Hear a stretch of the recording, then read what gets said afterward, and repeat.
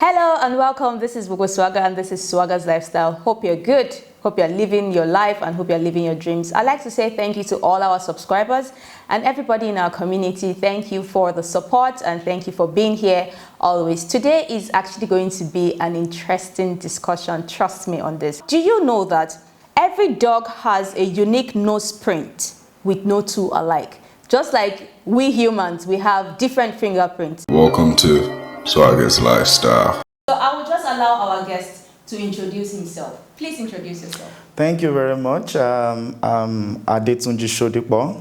I'm a doctor of veterinary medicine. I graduated from Federal University of Agriculture, Abeokuta, Ogun State.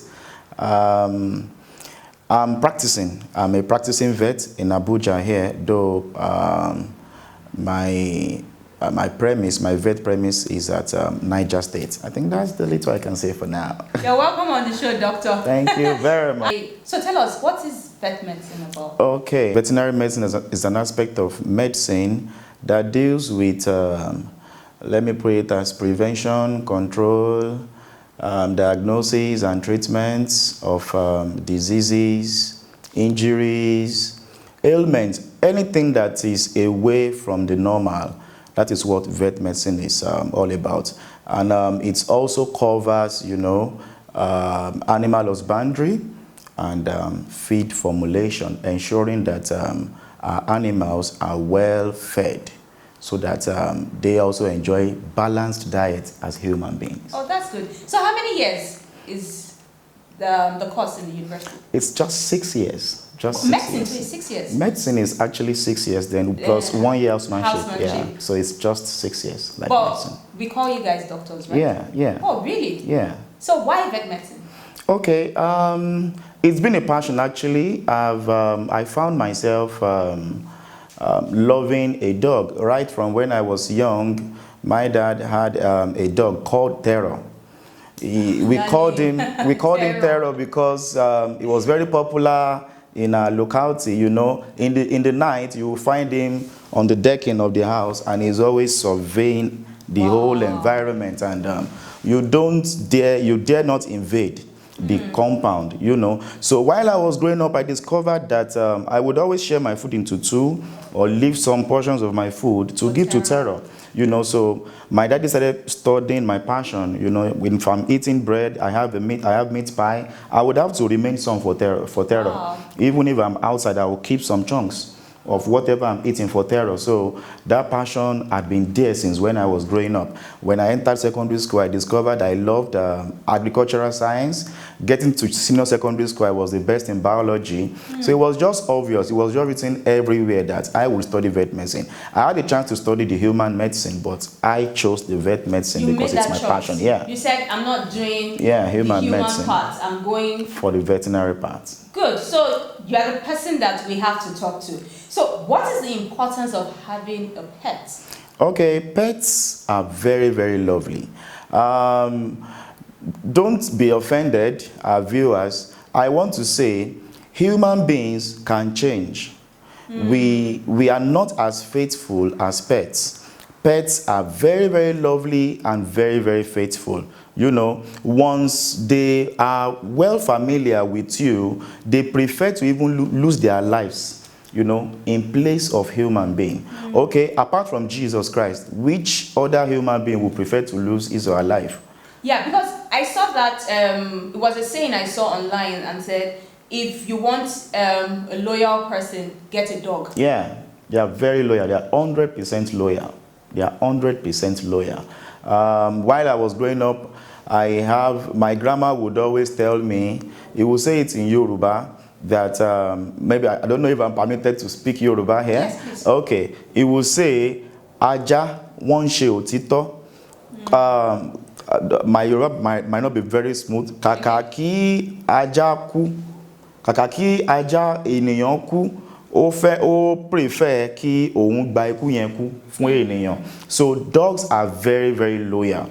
They are very, very loyal. But also, it's just like what we have in the Bible. Train up your child the way he should grow. When he's old, he will not depart from it. If you want the best for your dog, if you want to see the best in your dog, you have to invest in your dog. So it's just giggle, garbage in, garbage out. What type of pets would you advise people to have? As many. You can have cats. I have friends who love cats. Yeah. Ew. I don't stand cats. It's about cats, but they are not actually the way we think they are. Cats are as lovely as dogs, though they might be more finicky than dogs, but they are very, very lovely as well. There are some people who can't stand dogs, but they can embrace cats. You understand? So there are people who even have geese, you understand? As pets. Wow. You can have ostrich as pets. You can have ducks as pets. You know, you can have, even there are some who have lab animals as pets. I've seen someone who have, mice as pets. You understand? So the person is Nigerian or Nigerian. Like probably maybe like a foreigner. Nigerian here in Nigeria. Mice. As pets. Okay, so what is this thing that pets does to humans? Okay, pets can be kept. Some people keep them for business. That's the fact. Some people, they see, pets as a way of making money. Some people keep pets as security, for security. You understand? And some people keep them for companionship. I have someone who would celebrate his pet's birthday and give invitation cards. You understand? Nigeria. Yeah, in Nigeria here. Give invitation cards where you would have to distribute for, other dogs that comes to the clinic. Then on the specific day, it would come with canned food, exotic, crunches, feed for dogs. And we would all gather together with the dogs, take pictures, and that's what excites the man. See people doing crazy things for dogs, crazy things for pets, you would start, asking yourself questions. You would see people paying 250,000 for surgeries for dogs because they can't afford to lose such dog. That dog has become part of their family, and that's what an extent some people can go to. So dogs are very, very lovely, very, very lovely. So how then should we care for our pets? Okay, that question is very broad. So let me take it one step at a time. If you are to raise a dog and enjoy your dog, it's good you buy your dog from the pup. Okay. You understand? And it's good you buy your dog maybe from 6 weeks to 8 weeks. Then when we're talking about care of puppies, it covers vaccination, deworming, feeding, and the likes.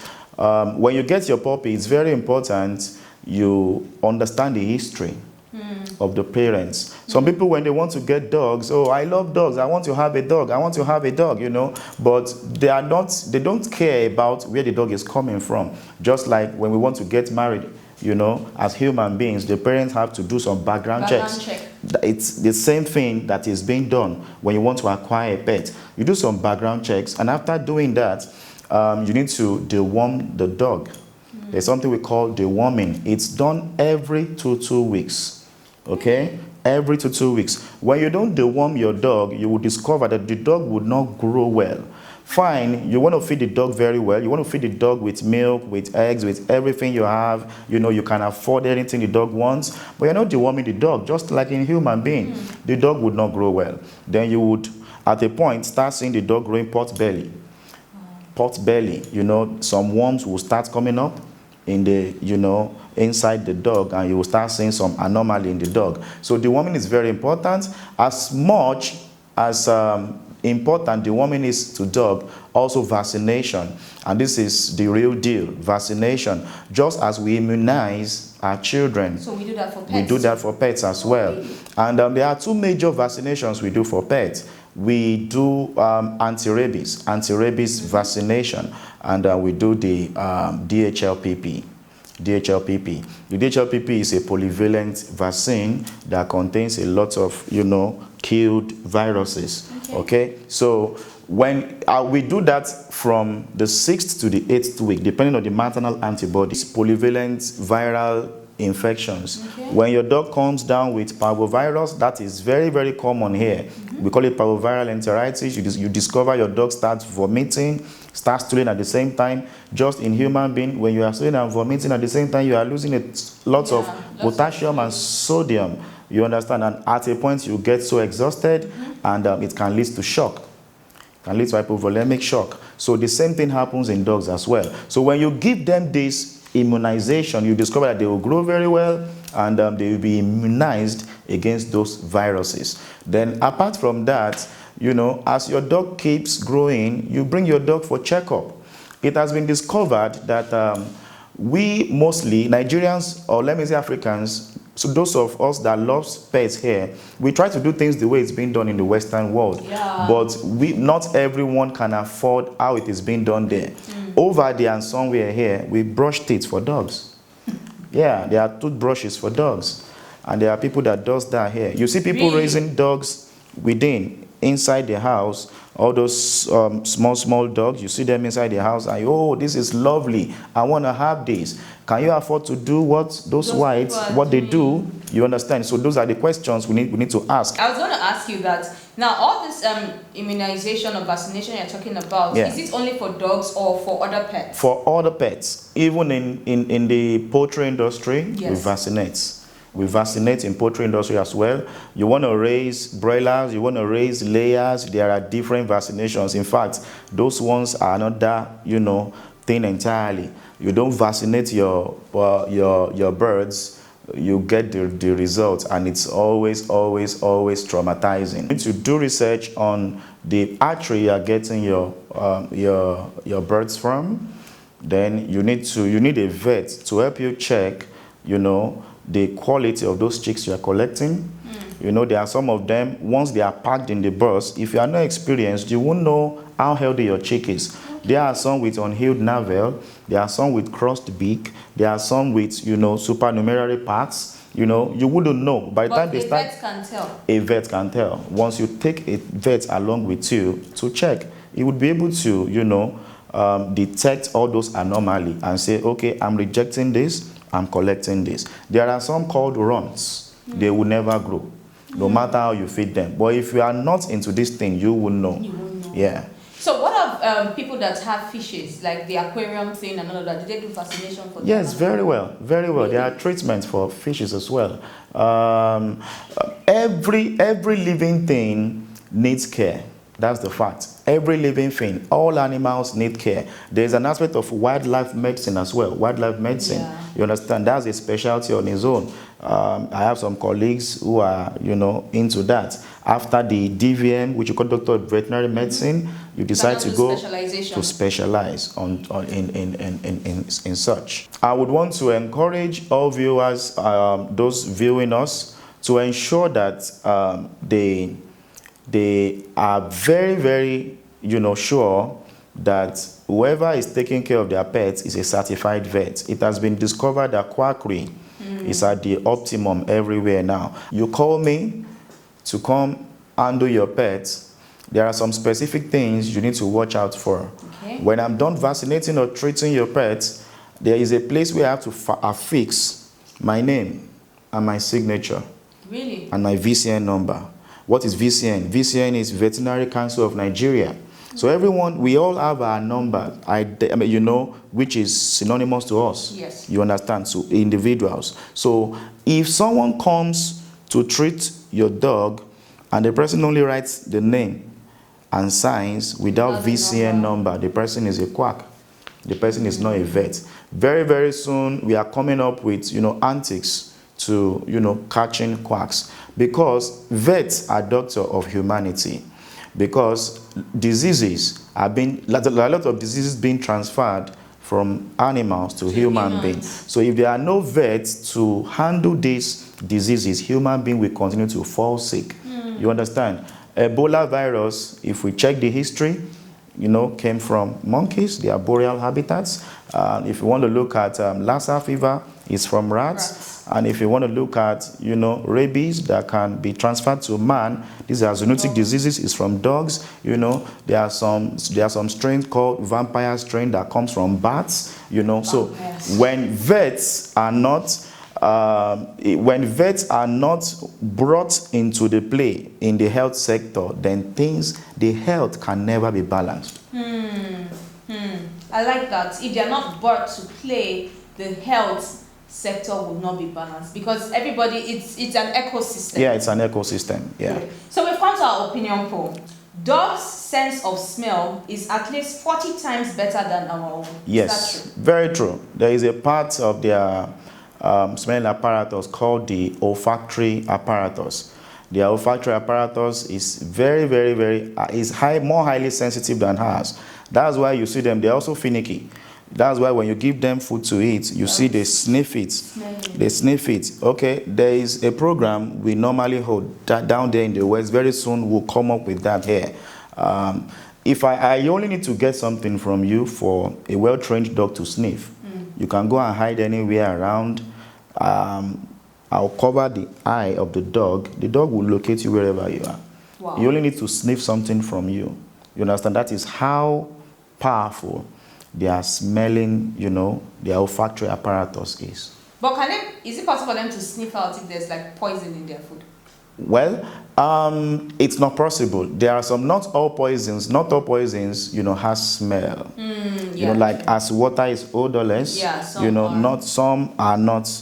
some are odorless. You understand? But the best way to treat your dog, just like some dogs I know, well-trained dogs that I know, they don't eat from different plates.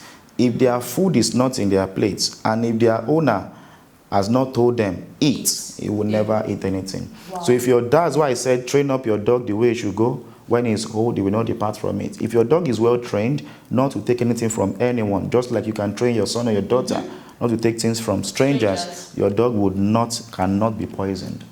So, viewers, if you have a dog and you've been able to sense that and all of that, just drop your comment in the comment section and let us interact. So back to, there's a question I want to ask you, but you've actually spoken about it earlier, where you said some people pay as much as 200K, 250K to do surgeries for their animals. So I was going to ask that, do animals actually do surgery like humans? Very, very well. Very, very well. In fact, they collect drips just like human beings. Just exactly the way humans are being treated. We do ovariectomy. There are some persons that will acquire dogs and they will say they are not buying the dog for reproduction, so they don't need the dog to have an ovary. So they will remove When they bring the dog, we remove the ovary. There is something we call castration. You must have heard about that. Yes. You acquire a male dog and you are not interested in crossing the female, the bitches with the stud, then you bring your stud for castration because you want the dog to grow very big. When you castrate your dog, the dog grows very big. So all these kind of things are done. There is no surgery that is done in human being that we don't do in dogs. In fact, while I was in school, the veterinary teaching hospital really trained us in that aspect of surgeries. Just as we apply anesthesia, the anesthesia aspect in human medicine, the same thing we do. And when you overdose or underdose, the animal wakes up before you are done, and it can mess up the whole procedure. So we calculate meticulously before we give the dosage for dogs and for animals generally. So just exactly the way it's being done in human being, it's the same way we do in dogs. So what are the signs you should look out for when your animal or pet is sick? Okay, when your animals and your pets are sick or is sick, when a dog is not comfortable, if you are very close to your pet. Now, before I answer this question, it's very, very important for you to create time for your pets. There are people who have pets, but they don't even know their pets at all.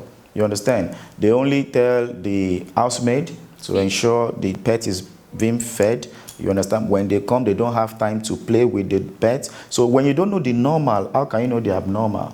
You understand? So for you to know the abnormality, you need to know the normal. You understand? So that when there is any deviation from the normal, you will be able to pick it quickly. Dogs communicate very well. When a dog is arching its back, something is happening. You understand? When you see your dog, there is something we call gait and posture. When your dog is having issues with the limbs, the posture, there will be postural defects. When your dog is arching its back, something is happening in the abdominal cavity, or it could be at the back. We call it the dorsum. The The abdominal part is called the ventral part. So when you see your dog, when your dog is not comfortable, if you are very, very close to your dog, because your dog is supposed to be your friend, you will definitely know. Just as if your daughter or your son is not comfortable, you would know. You understand? They cannot talk. That is why vet doctors are highly intelligent doctors, because when dogs are being brought, when animals are being brought, you know, they cannot tell us what they are feeling. Yeah, but we just have to be meticulous enough to diagnose from the, you know, posture, from, we take samples, we take blood samples, we run tests very well. We run tests. Like if a dog comes now and we check the mucous membrane, and we see the mucous membrane is pale, and we see some samples of ticks around the dogs, then it's a pointer that there could be, you know, tick fever, just like malaria in human being. So when there is tick fever, you discover that the temperature will be very high. We take parameters in dogs. We use stethoscope to check, to auscultate, to check the heart rate. Once you check the heart rate and you see the heart rate is higher, too higher, or lower than the normal, there is a range for normal heart rate, normal temperature. Once a dog, like there was a case I handled last week, the dog had tick paralysis. Tick paralysis. Immediately I saw the dog, when the dog came, you know, the person that brought the dog was trying to tell me probably someone hit the dog, you know, probably the dog had broken limbs. But from what I saw, I knew there wasn't any broken limbs, you know. So what I did was pinprick reflex. Pinprick reflex, and we call it withdrawal reflex. When someone is paralyzed, there is lack of communication with the central nervous system. So when I prick you with pin, you're supposed to withdraw. You understand? There's something we call knee-jerk reflex as well. If I hit your kneecap, you're supposed to react. So when I pricked the dog, there wasn't any response. So I knew there wasn't any communication, because when I pinch you or prick you, there's supposed to be a message, an impulse sent to the brain. So there's supposed to be an interpretation for us to have that withdrawal reflex. So there wasn't any reflex, so I was able to know that the dog was paralyzed. I took my parameters, took the temperature, knowing that tick paralysis is an afebrile condition. An afebrile condition means a condition without fever, because there are some, you know, species of ticks that bites dogs, that sucks the blood of dogs, and will not leave the dog having fever. So immediately I took the temperature, and I saw low temperature, coupled with the reflex. There was no reflex. I knew we were dealing with tick paralysis, and I knew what I was going to do. I told the client that came, I told her, and there is something we do. We don't overpromise, we underpromise and over-deliver. So I told the woman that within 5 days your dog would be up, knowing that within 3 days the dog would be fine. So the second the dog had already started walking. Wow. It was like a miracle. Wow. Okay. Wow. So I like what you said, because we just have to treat them like kids. Yeah. You have to get close to them, know their routine. So when there is a shift, we know that there's a problem and it's time to bring the vet. Yeah. Okay, so can vet doctors also treat humans? Yes, very good question. We are not licensed to treat humans, but in a case where there is war, where we have short, you know, we have shortage in medical, the medical doctors, then the vets can come in. We know the muzzles to inject. We know everything to do. Like when I was in vet school, I took my time to read human medicine books as well. Yeah, I read human medicine books as well. So I have an idea of both, but we are not supposed to delve in what we don't have the certificate to do. So unless the case I just explained now, then that is when we can now step in and cover up. Yeah. So can human use drugs meant for animals too? There are some drugs that can be used by human and animals. Normally, drugs made, okay, for example now, it's been discovered that ivermectin, originally made for animals, can be used by human being in this treatment of, what's it called now? This present pandemic, COVID, yeah. people are beginning to discover that ivermectin has been working. Animal? It's an animal drug. So they are beginning to make the human version. Oh. You understand? So there are some human drugs we use for animals. True. Yeah, just like the normal Decor, the normal neobacin powder, cicatrine powder, antibiotic powder. I still used one today. So, but generally there are less, or let me say no drugs used for animals used in human being, because the ways of preparation of those drugs differs. Okay, so let me ask you a question. This might be maybe not within, maybe you would have an idea. Yeah. Now, we have, in medicine, we have the vet medicine and then we have the human medicine. So is it the same thing in pharmacy? You have people that are training to be animal pharmacists and human pharmacists. Is that how it works? No, no. I don't know. So how animals? That is an aspect we have not, separated in veterinary practice. Oh. And maybe very, very soon, that has been a subject of discussion. But while I was in school, I studied veterinary pharmacy. Veterinary pharmacy, we learned about all drugs. That is why I said there is hardly anything that a human medic knows or a pharmacologist knows that I don't know, because we studied all categories of drugs. And I am the one, I dispense drugs to my animals. When I have a pet mat, there's a place where I have my drugs. I sell vet drugs too. So as vets, we are permitted to sell drugs. Just like veterinary pharmacists. Okay. So when you have a vet clinic, you have an area where you sell drugs and you sell dog accessories. We call it pet mats and all of that. So for now, it has not been separated. But I think very, very soon something like that will come up. Yeah. Oh, great. So thank you for that enlightenment, and I'm sure a lot of people will be wondering. And so he has provided us with that answer. So what are your advice for those that want to start having a pet? Okay, number one is ask yourself this question and answer that question very well, correctly. Do I want to raise a pet as a companion? When you come to my vet clinic, the first question I ask you is, do you love your pet? How much do you love your pet? That's the first question I ask you. And our motto is creating good bond between human and animal. Safety in human and animal bond. Safety in human and animal bond. That is our motto. So the first question I will ask you is, what is your purpose for raising the pet? Are you raising it for business? There are some guys, they raise dogs strictly for business. When I graduated from the vet school, I have a friend who is very lucky to have a father who could import, exotic breeds of dogs, They were flown into the country. The man built lots of kennels in the compound.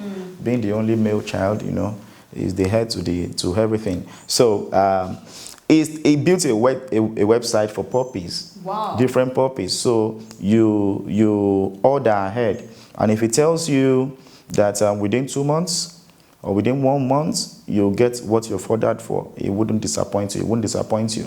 There is something we call stress synchronization. There is a way you can synchronize your bitches to come on heat at the same time. Really? Yeah, in veterinary practice. Wow. So when you synchronize them and they come on heat at the same time, you can have your stud mates with them, and you can calculate the gestation is just 60 days. So within 60 days, you have your pups. And within, let's say, 2 months maximum, you sell your pups, because they have to suckle the bitch very well for maternal antibody. Okay, so if you are to have your pup, if you are to raise a dog, those are the questions I will ask you. Do you want to do business strictly? Do you want to raise them for companionship or for security? So these are the questions you need to answer. These are the 3 reasons why pets are being raised, especially dogs.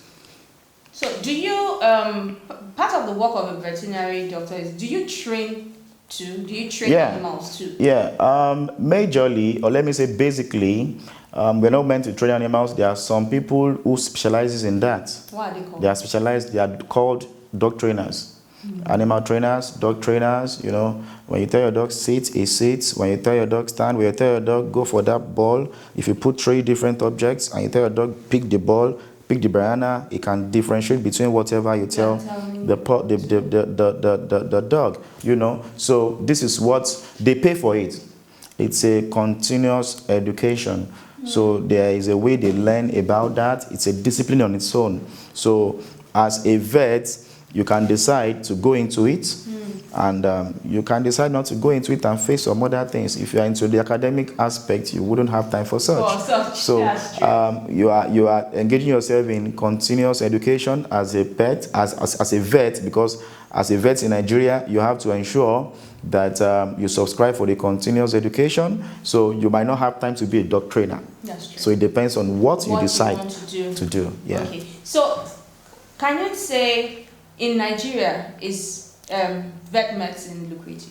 Yeah, it's lucrative, but it's not as lucrative as it should have been.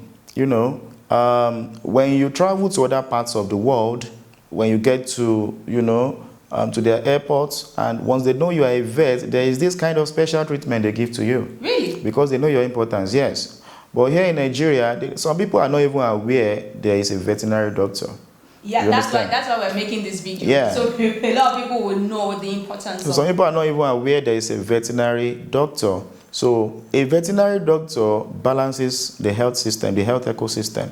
There is something that has sprang up for about some years ago now, called One Health, where the lab scientists, where the food science, you know, person, where the veterinary doctor, the nutritionist, the human medic, everyone comes together to solve issues pertaining to health.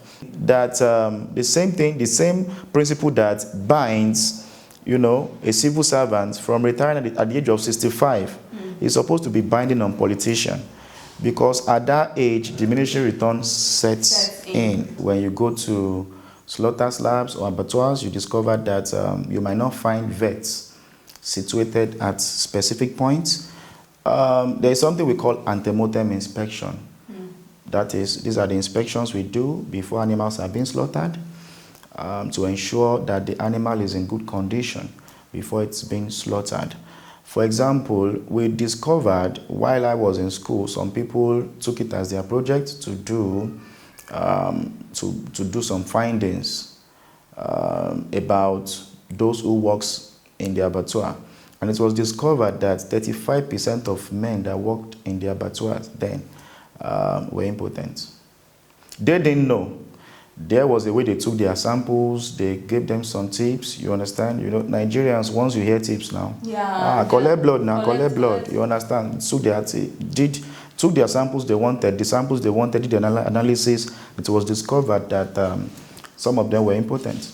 There is a disease called brucellosis in ruminant animals, in bovine.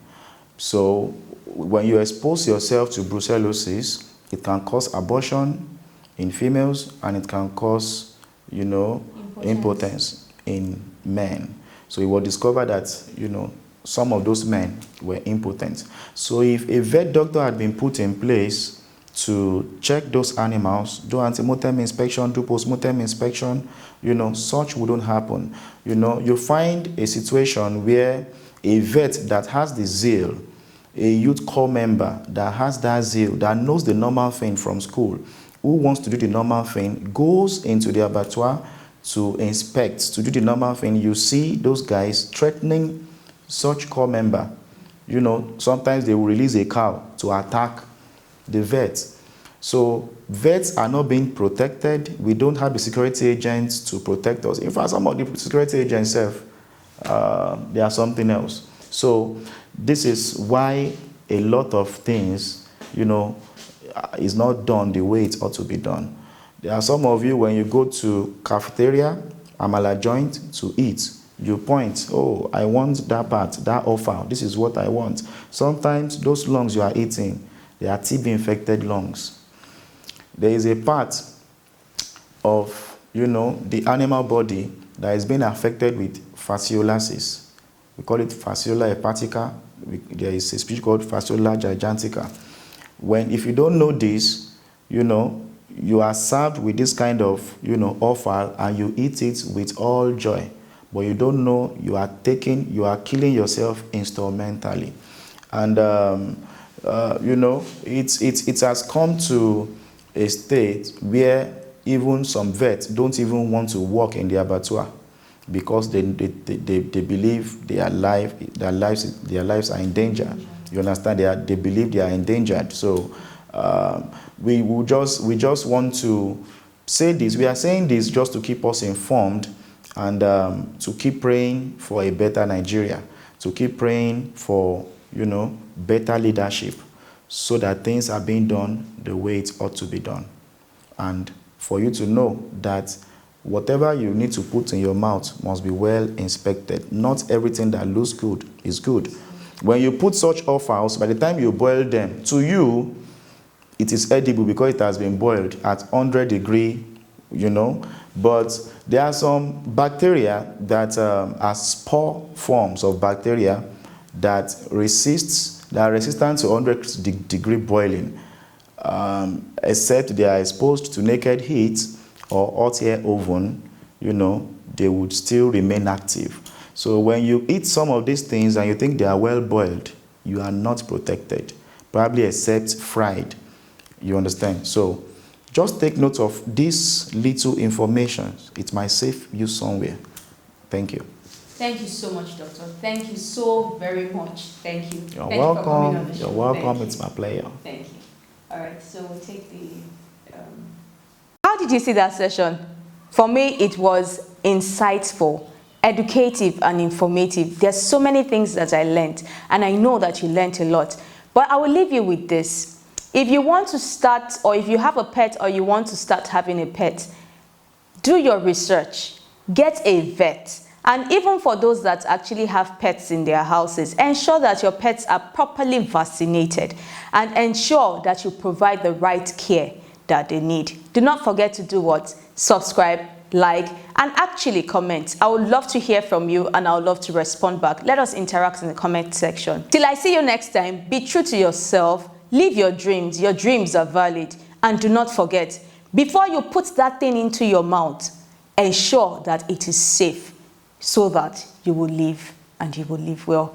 This is Gbogbo Swagger and this is Swagger's Lifestyle. Take care. Bye.